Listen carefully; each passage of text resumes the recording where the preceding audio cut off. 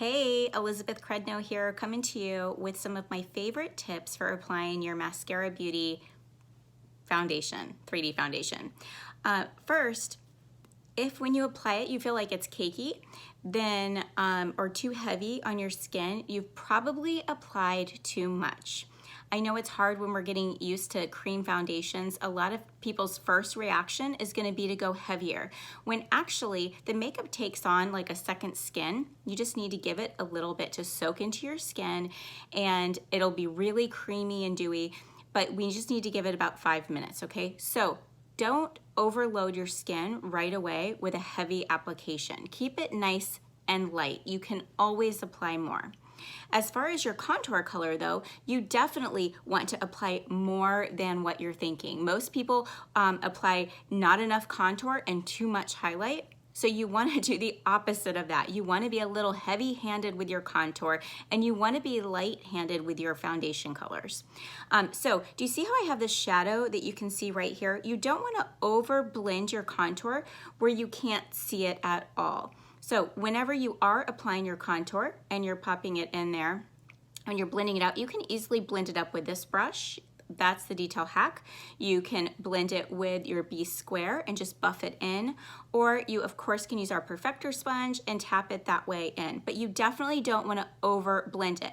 And when you blend it, you want to blend it up, not down into your jawline. You want this color to stay skin colored. You don't want it to have a tan look from the contour color, right? So right now you can see that I do have a shadow right here, through here, and then down here. So keep that in mind. Also, how I'm brighter under my eyes, in the center of my head, and down my nose, and that's really where the focus is going. That's because I've applied that lighter shade, that lighter highlight color right there. When you're applying that, you want to make sure that if you have any fine lines, you are stippling, which means tapping. So I'm going to demonstrate right here with a detail hack. All you're going to do is take your product, not too much, and you're just going to put a little, because remember, you can always add more. Put some here and start to feather it down, and you're going to kind of feather it right here just to kind of draw it over, and then you're going to start to stipple it as it comes here. Stipple it up, not applying more color. You're going to stick with the original amount that you put, and you're just going to, so you'll put a bulk of it here and then bring it over and up and tap, tap, tap, tap, tap, tap, tap. Okay. I always do my eyeshadow first, and then I do my all over face makeup. So I would do this first, and then I would go and do your under eye, like eyeliner, after you apply your brightener, just so you're not covering that up with makeup. If you have any blemishes, like right now I have one here, I have melasma right here, you want to go in after you apply your makeup, and you want to cover it at that time. So I went in with a color called Mango, and I just lightly tapped it right on top of there, and then I went in with my Vanilla Dust setting powder, and I hit it with the powder in both spots to kind of set that makeup. I also love to be dewy all over my face. I feel like it gives you a nice dewy glow instead of that really heavy matte look, which can age us. But under my eyes, I do not like to be dewy. So I do apply our Vanilla Dust setting powder under my eye area. And so here it is. I'll just take it, you can see I just did it right in there, and just kind of tap it over, okay? And then, let's see, my notes.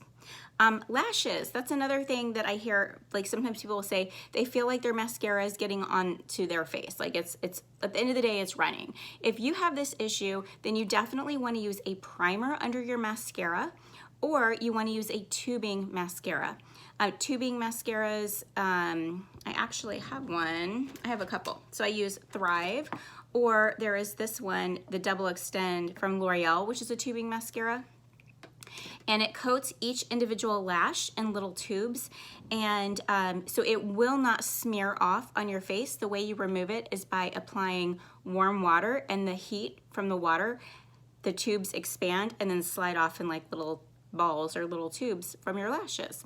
So if that is happening to you, I suggest getting an eyelash primer before your mascara, or using a tubing mascara.